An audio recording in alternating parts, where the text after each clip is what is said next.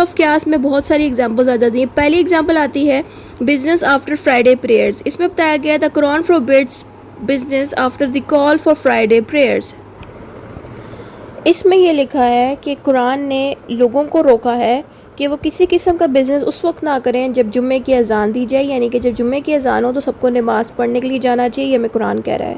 تو قیاس نے اس کو کیسے اس کو ٹھیک کیا؟ یہاں پہ کیا ہوا کہ all other activities that stop a person from going to prayers like working or hiring are also forbidden. تو قیاس نے اس کو اور ڈیٹیل سے اس طرح سے سمجھا دیا کہ ہر طرح کی ایکٹیویٹیز جو انسان کر رہا ہوتا ہے اس وقت جب اذان دی جا رہی ہوتی جمعے کی، اس کو مکمل طور پہ بند کرا دیا گیا. جیسے کہ کوئی بھی کام کرنا یا پھر کسی کو نوکری پہ رکھنا، کچھ بھی کرنا، وہ سب کچھ بند کرا دیا گیا اور سب کو کہا گیا کہ وہ نماز کے لیے جائیں.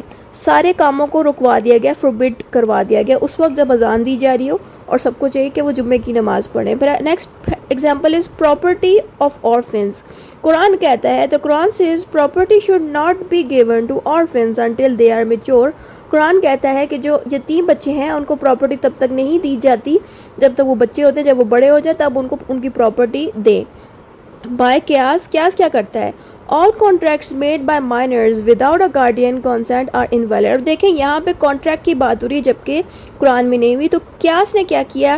orphans کو مزید بچانے کے لیے یہ لکھا کہ کانٹریکٹ کوئی بھی مائنر سے کرواتا ہے، مائنرز بھی جو بچوں سے کرواتا ہے، چلڈرن سے کرواتا ہے، ایسے بچوں سے جن کی سر پہ ماں باپ نہ ہوں، ایسے مائنر بچوں سے کوئی بھی کانٹریکٹ کروائے گا بغیر ان کے گارڈین کے تو وہ کانٹریکٹ انویلڈ مانا جائے گا. اب گارڈین ہوتا ہے والدین، اگر والدین سر پہ نہیں ہے تو چاچا چاچی، دادا دادی، ماموں، یہ سب لوگ بھی گارڈین ہوتے ہیں. اگر ان میں سے کوئی گارڈین موجود نہیں ہے اور کوئی سائن ان سے کروا رہا ہے تو پھر وہ سائن اس کانٹریکٹ پہ انویلڈ ہوگا. اور گارڈین بھی ایک دم نہیں بننا جا سکتا. گارڈین بننے کے لیے بھی آپ کو پراپرلی کورٹ کیسز سے گزرنا پڑتا ہے، وہاں پہ پراپرلی کانٹریکٹس ہوتے ہیں اور ہر چیز ہوتی ہے، پھر آپ گارڈین بنتے. تو اس لیے گارڈین کا ہونا بڑا ضروری ہے جب بھی آپ کسی بچے سے سائن کرواؤ. تو اگر گارڈین کے بغیر کسی بچے سے، خاص طور پہ یتیم بچے سے سائن کرواتے ہیں تو ان کی پراپرٹی آپ کے حوالے نہیں ہوگی کیونکہ آپ نے گارڈین کے موجودگی کے بغیر سائن کروایا.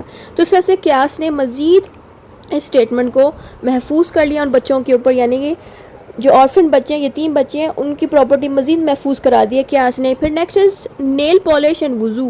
If nail polish stops water from reaching the nails it breaks وضو.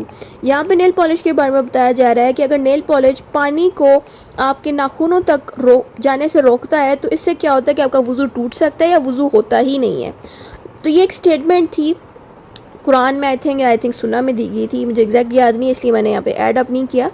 تو یہاں پہ قیاس نے کیا کیا، اس اسٹیٹمنٹ کے بارے میں مزید بتایا کہ اگر آپ آٹا بھی گھونتے ہو یا کوئی ڈو بھی بناتے ہو تو وہ جو آٹا ہے وہ بھی نیلز پہ لگتا ہے اور اس نیلز پہ لگنے سے کیا ہوتا ہے وہ بھی پانی کو بلاک کرتا ہے. کیونکہ میں اکثر جب روٹی بناتی ہوں یا جب بھی آٹے کے اندر ڈو کے اندر ہاتھ ڈالتی ہوں تو اکثر میرے ناخنوں پہ جو آٹا لگا ہوتا ہے وہ پانی کو ہمیشہ روک رہا ہوتا ہے، اس لیے مجھے اپنے ہاتھ کو صحیح سے دھونا پڑتا ہے اور کافی دیر دھونے کے بعد جا کے وہ آٹا نکلتا ہے، تب ہی پانی میرے ہاتھوں تک اور ناخنوں تک پہنچتا ہے. تو یہ بھی ایک ریزن دیکھنے کو ملا ہے کہ قیاس نے نیل پالش کے علاوہ بھی آٹا اور ڈو کو بھی اس کے اندر ایڈ کر دیا تاکہ انسانوں کا وضو مکمل ہو سکے. نیکسٹ ہیڈنگ آپ دیکھ سکتے ہیں انٹاکسیکیٹنگ سبسٹنس، یعنی کہ the Quran forbids wine because it intoxicates.